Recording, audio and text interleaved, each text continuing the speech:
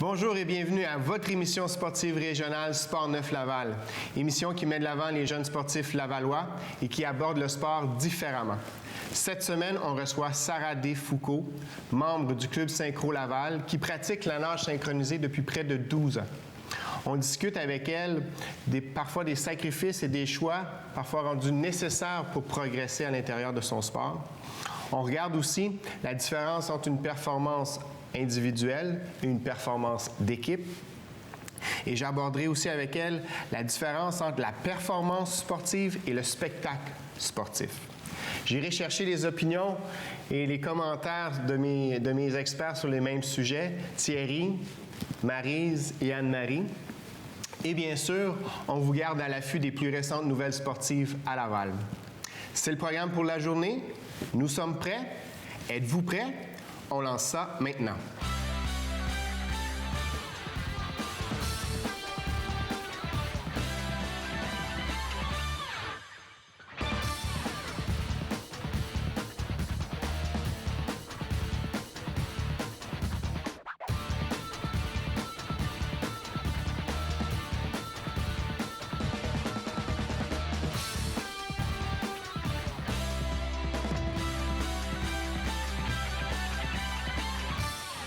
On se retrouve aujourd'hui à la piscine de l'école Georges Vanier à Laval et on rencontre Sarah. Sarah, tu nages avec le club Synchro Laval.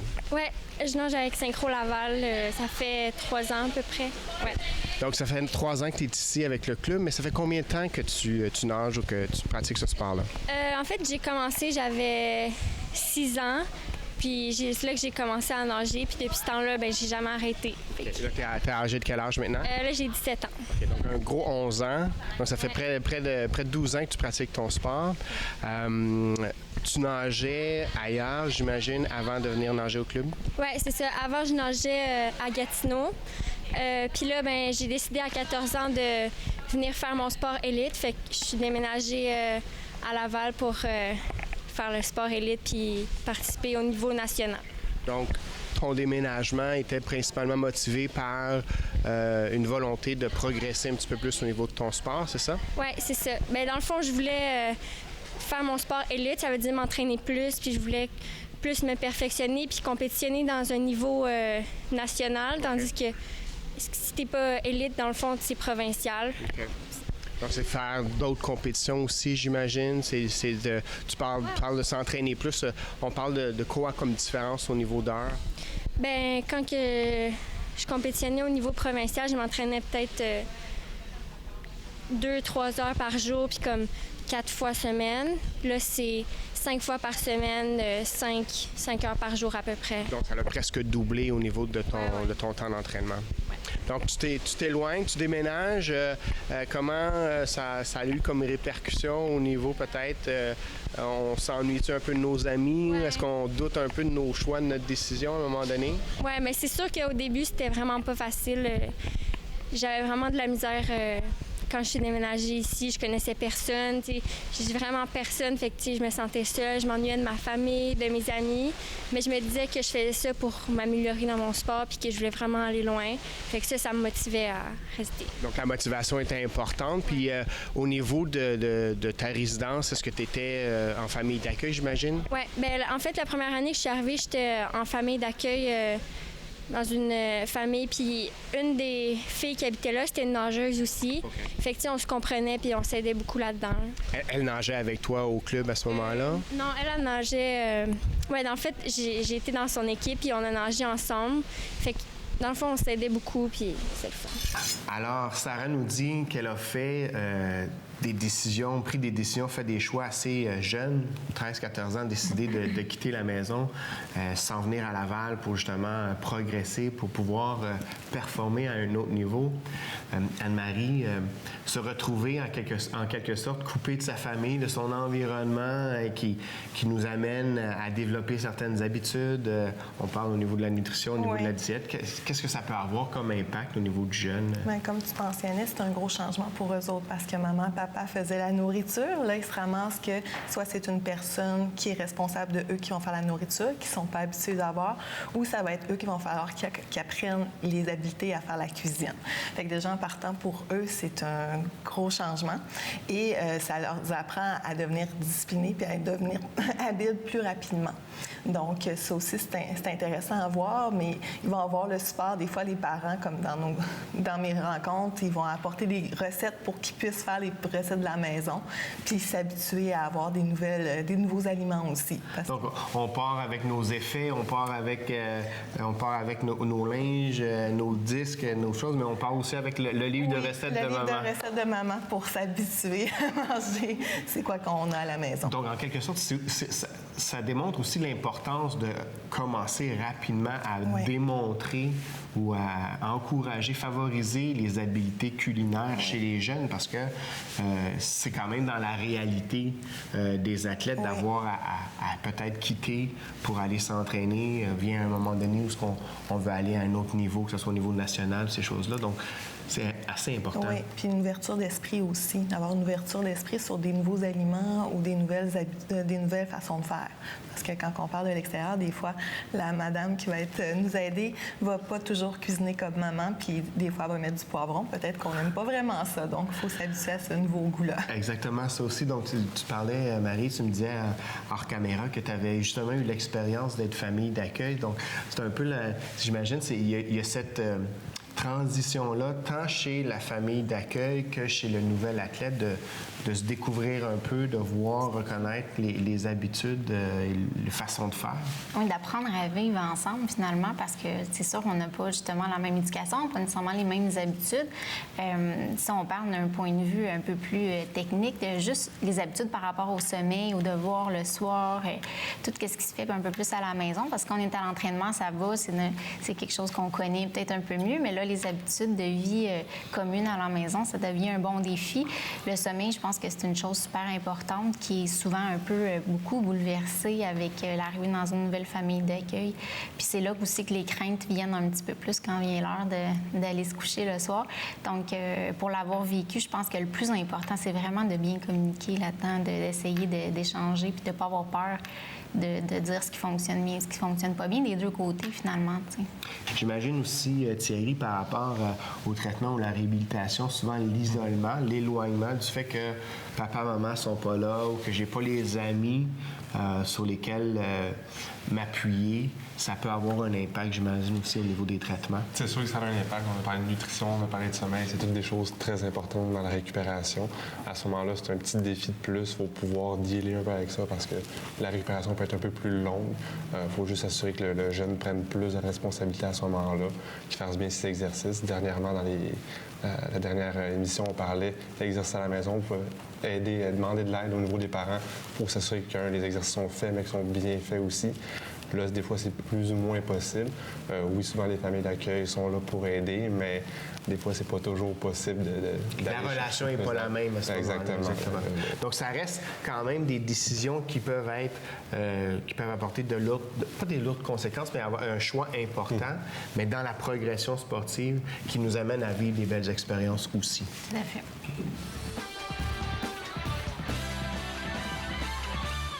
En boxe professionnelle, Golovkin a été sans pitié pour Lemieux. Le pugiliste lavallois David Lemieux a affronté un adversaire plus fort que lui le 17 octobre devant plus de 20 000 spectateurs au Madison Square Garden de New York. Lemieux a été largement dominé par Golovkin, perdant son duel d'unification de ceinture par knock-out technique au 8e rang. Il s'agissait d'un 31e KO en 34 combats pour Golovkin. Ce dernier a ainsi ajouté à ses titres du WBC intérimaire, de la WBA et de l'IBO, celui de l'IBF des poids moyens, que Lemieux défendait pour la toute première fois. Dans la Ligue nord-américaine de hockey, les Prédateurs de Laval ont essuyé 2 revers en fin de semaine dernière. Toutefois, les hockeyeurs de Serge Forcier sont bien défendus. Tout d'abord, ils ont baissé pavillon 4-3 devant le Blizzard de Trois-Rivières le 16 octobre au Colisée Laval. La direction de l'équipe avait donné la garantie d'une victoire aux partisans. Ces derniers ont eu droit, comme promis, à 2 billets pour le prix d'un lors d'un match du dimanche 25 octobre face à Trois-Rivières. Le lendemain, le 17 octobre, Éric Bertrand a freiné la remontée des Prédateurs en faisant scintiller la lumière rouge en prolongation, procurant ainsi une victoire de 3-2 à Saint-Georges-de-Beauce sur les Lavallois. Il y a différentes façons de compétitionner, solo, duo, par équipe, combo. Qu'est-ce que tu nages, toi, actuellement? Moi, cette année, je vais faire un solo puis un combo. Okay. Puis comment tu trouves la participation en combo? C'est-à-dire que souvent, quand on compétitionne, on fait... c'est comme dans un solo, je suis la seule fille qui nage dans l'eau, donc ma performance, en quelque sorte, elle m'appartient pleinement. Comment tu gères la différence entre ça, le solo, puis la participation à un sport d'équipe, si tu veux, par rapport à une routine en combo? Bien, c'est sûr que c'est moins stressant parce que on dirait que ton stress en compétition, il se disperse avec les autres filles. Puis en plus que les autres sont là pour toi, puis ils peuvent te rassurer. Puis aussi, ben ça peut être plus stressant parce que tu te dis, ben là, il faut que tu leur fasses confiance parce que faut pas qu'ils se trompent, puis faut que tout le monde soit ensemble. Fait que ça, c'est un peu plus difficile, puis c'est stressant à ce niveau-là, mais sinon, c'est le fun d'être tout ensemble, puis pas de se sentir seul, tu sais, t'es tout en équipe, fait que... Donc, au niveau du combo, il y a comme un partage de la pression. Il y a aussi un partage du résultat, j'imagine. De dire que tu peux bien nager, mais il faut aussi que les autres filles nagent bien, en quelque sorte, pour que la performance de tout le monde soit importante.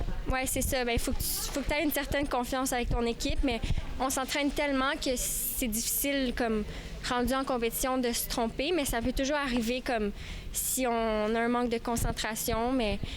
D'habitude, ça va bien. Là. Donc, il y a vraiment un entraînement qui se fait justement à répéter vos routines ensemble aussi pour que cette confiance-là s'installe.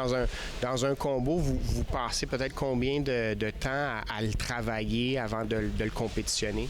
On fait 5 heures de combo par semaine, puis c'est quand même beaucoup. Fait qu'on a le temps de pratiquer, puis que tout soit parfait, qu'on soit tous pareils, puis... Et là, tes premières compétitions, ça s'en vient quand? Est-ce que c'est prochainement? Bien là, on a une petite compétition qui est bientôt, là, la première fin de semaine de novembre. Mais la première vraie compétition, c'est dans la première semaine de décembre. C'est ça, avec les routines. Donc là, au niveau du début décembre, tu vas nager ton solo, tu vas nager ton combo aussi en compétition. Ouais. Ça va être la deuxième fois suite à la compétition qui débute en novembre. Comment tu te prépares pour nager ou comment tu te prépares pour gérer ton stress? Bien, dans le fond, avant la compétition, bien, je fais beaucoup de visualisation. Puis je me prépare aussi mentalement avant de faire mes performances en pratique. Je me dis, bon, là, en compétition, il va falloir que je pense à ça avant. Fait que j'y pense aussi en pratique. Fait que ça m'aide à être prête quand j'arrive en compétition. Puis aussi, je me fais des petites notes pour me rappeler comme qu'est-ce qu'il faut que je me rappelle, puis des choses vraiment importantes à faire. Donc, des éléments sur lesquels tu dois te concentrer, puis tu amènes ces éléments-là en pratique, en entraînement, si je comprends bien, dans ta façon de te préparer. Oui, c'est ça. Quand je pratique dans la piscine, avant de faire quelque chose, mais là, exemple, je ferme mes yeux puis je me dis, bon, faut pas que j'oublie de faire ça, ça, ça, parce qu'il va falloir que je le fasse aussi en compétition. Fait que là, je le fais en pratique, comme ça, quand j'arrive en compétition, bien là, je suis capable de le faire puis de rien oublier. Toujours intéressant de regarder un peu la dualité entre la performance individuelle et la performance par équipe, parce que quand je fais partie d'une équipe, que ce soit justement au niveau du par équipe ou du combo, je peux avoir fait la meilleure de mes performances, mais si j'ai quelqu'un dans l'équipe qui a échappé, qui a fait une contre-performance ou pour qui ça a moins bien été aujourd'hui, mais en quelque sorte, j'ai certainement une déception à dealer, à vivre avec au niveau de la réhabilitation, au niveau des traitements, au niveau des environnements d'équipe. Comment est-ce que tu vois ces éléments-là se développer, Thierry? C'est sûr que ça apporte plus de stress à l'athlète à ce moment-là. Ce qui est important, c'est de faire comprendre que peut-être que oui, là, c'est lui qui est blessé, que peut-être ses performances sont moins là à comparer d'autres joueurs, mais il va venir un autre moment donné où ça ne sera pas lui qui va être blessé. Puis à ce moment-là, c'est de faire comprendre qu'à la base, c'est une équipe, c'est pas toujours un jeu individuel individuel. C'est sûr, c'est plate qu'on n'est pas capable d'aider à 100% notre équipe, mais il faut comprendre que c'est une équipe à la base, qu'il faut qu'ils se soutiennent entre eux, puis qu'un jour ou l'autre, ça sera à lui de soutenir un autre joueur. Faut juste faire comprendre aussi est-ce qu'il est prêt à retourner au jeu, justement, est-ce qu'il veut retourner au jeu maintenant pour être avec l'équipe, mais il faut qu'il comprenne que s'il revient trop vite, il sera peut-être pas apte à jouer, puis c'est là que ça peut... OK. Marie, j'imagine aussi au niveau de la préparation, l'environnement d'équipe, ça a justement, comment est-ce qu'on peut encadrer ou soutenir Mais en fait, ces éléments-là? Je pense que c'est important d'expliquer à l'athlète que faut focuser sur ce que l'athlète peut contrôler, c'est-à-dire la performance des autres. Je peux pas maîtriser ça, j'ai pas de contrôle sur ce que l'autre doit faire. Oui, je peux l'encourager, oui, je peux le soutenir, mais je dois me concentrer sur mes tâches à moi, ce que moi j'ai exécuté, ce que moi j'ai à faire, sur mon entraînement aussi. On peut influencer positivement les autres, mais il faut garder le focus là-dessus, puis rester un peu plus centré sur soi, surtout dans un cas où c'est un sport technico-artistique. Donc, les aspects techniques demeurent très importants dans ce sport. Exactement. Je pense que tu mentionnes, tu fais bien de le mentionner, au niveau de la préparation mentale, au niveau de la psychologie sportive, c'est sûr qu'on essaie justement de focusser, de se concentrer sur ce qui m'appartient. C'est pas mon adversaire qui doit avoir un impact sur moi, comme c'est pas nécessairement mes coéquipiers qui doivent avoir un impact sur ma préparation, sur la façon de me préparer ou de gérer la performance, que ce soit au niveau technique, que ce soit au niveau stratégique. J'ai une responsabilité dans cette performance d'équipe-là. Chaque individu en a une responsabilité. Je pense que c'est à chacun des athlètes, des membres de l'équipe, de prendre en charge cette responsabilité-là pour, en quelque sorte, être le meilleur qu'on peut être pour que, en bout du compte, la performance d'équipe soit la meilleure que l'équipe pouvait faire à ce moment-là, cette journée-là. Je pense que d'être le meilleur de soi-même, Anne-Marie, c'est justement peut-être un impact qu'un athlète peut avoir, un impact important qu'il peut avoir auprès de son équipe. Oui, puis aussi au niveau alimentaire, c'est intéressant quand c'est en équipe, quand je travaille avec les nageurs synchronisés, c'est qu'ils vont dire, il faut bien que je m'alimente parce que ça va avoir un impact sur toute l'équipe si je manque d'énergie durant ma performance. Fait ça, c'est une motivation de plus pour eux. Donc, ça peut être justement un élément qui vient, en quelque sorte, peut-être rajouter ou, Sarah mentionne, en quelque sorte, disperser. On n'est pas seul à gérer le stress de la performance. Donc, ça a un élément diffuseur. On diffuse le stress à travers les membres de l'équipe.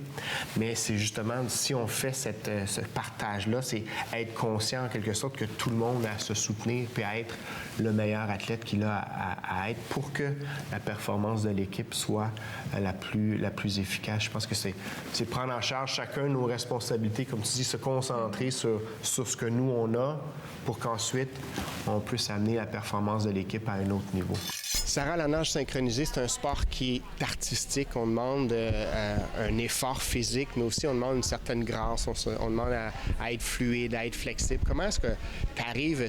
Des fois, on pense à avoir l'effort avec la musculature, mais ça ne peut pas nécessairement être ce qu'on voit dans la piscine. Comment tu gères cette dualité-là dans ton sport? Bien, c'est sûr qu'il y a des mouvements qu'il faut être solide puis avoir du tonus. Puis il y a certains mouvements qu'il faut comme être plus mou puis plus flexible.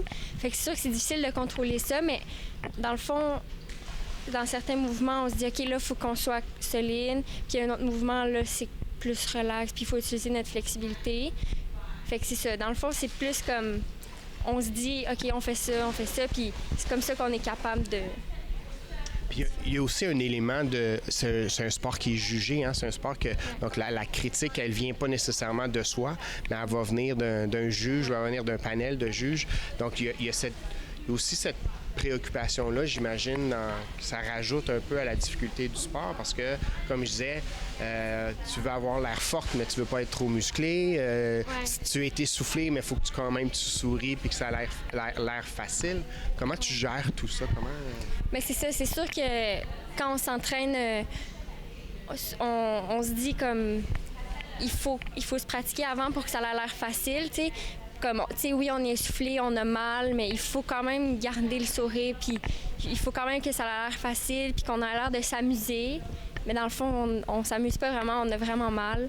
Fait que ça, c'est vraiment difficile, mais on se pratique pour comme de plus en plus qu'on le fait, de plus en plus que c'est facile. Donc, il y a cet élément-là aussi, j'imagine, que tu vas pratiquer dans tes entraînements. Donc, c'est pas simplement un entraînement où on va travailler les mouvements, où on va travailler la routine. Il y a aussi l'élément de travailler, de dire, OK, faut que j'aille l'air à m'amuser, il faut que ça ait l'air facile. Il y a cet entraînement-là aussi à aller chercher. Oui, c'est ça. Il faut s'entraîner pour avoir un côté artistique, comme, tu sais, sourire. Mais des fois, c'est pas juste sourire. Des fois, on a des musiques qui sont un peu plus fâchées. Fait que des fois, il faut avoir l'air fâché. Fait que c'est ça. Le côté artistique, c'est vraiment important. Puis il faut que la musique, ça aille bien avec le maillot, avec le maquillage, avec l'expression faciale. Fait que tout ça, c'est vraiment important. Donc, il y a une combinaison à travers ce sport-là où c'est pas simplement physique, c'est pas simplement une routine, il y a vraiment un spectacle, il y a vraiment un aspect spectacle à donner. Oui, c'est ça. C'est comme, dans le fond, c'est comme un spectacle. Par exemple, moi, cette année, je fais un solo qui est un peu style jazz. Fait que mon maillot va sûrement être noir et or. Mon maquillage, ça va sûrement être noir avec du rouge à lèvres rouge. Puis, il faut que je fasse beaucoup de jeux d'épaules puis que, je sois souriante. Fait que, c'est un exemple de qu'est-ce que... Donc, il y a vraiment un ensemble à regarder. Oui. Parfait. Écoute, tu me parles justement de ton solo cette année. Qu'est-ce qui serait ton objectif cette année? Quelle serait ta réussite, ton élément à atteindre cette année? Mais dans le fond, il n'y a pas de réussite. Dans le fond, en autant qu'à chaque compétition, je performe bien puis que je fasse le meilleur que je peux, c'est ça qui est important pour moi. C'est ça que tu vis? Ouais. C'est ça que tu vis. Bien, je vais te le souhaiter puis je te remercie de ton temps. Je te remercie de nous avoir reçus chez toi aujourd'hui. Merci beaucoup. Donc, Sarah nous fait part de la dualité entre la performance et le côté spectacle de son sport. Anne-Marie, je pense qu'il y a un volet qui est quand même important au niveau de l'image, au niveau de l'image corporelle. J'imagine que ça peut être un élément important au niveau de la nutrition. Oui, c'est très important, surtout dans les sports artistiques jugés. On va regarder beaucoup la physionomie de l'athlète.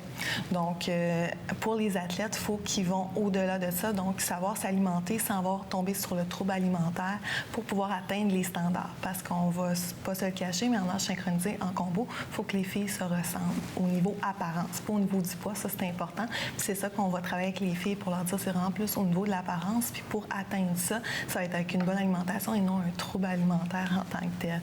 Donc, c'est aller leur apporter les saines habitudes dès le jeune âge pour leur expliquer que l'alimentation va jouer à ce niveau-là avec leurs entraînements pour atteindre leurs objectifs. Mais des sports jugés comme ça, c'est sûr que l'apparence va être primordiale pour eux et les entraîneurs vont beaucoup parler de ça. Maryse, au niveau de la performance et du spectacle, pour moi, c'est drôle, j'ai une image au niveau de la performance. La performance sportive demande à certaines, puis on a des mouvements techniques au niveau de la nage synchro qui demandent une bonne force musculaire. Donc, je me dis, comment est-ce qu'on peut jumeler la force, la musculation à l'intérieur de la grâce artistique qui est demandée.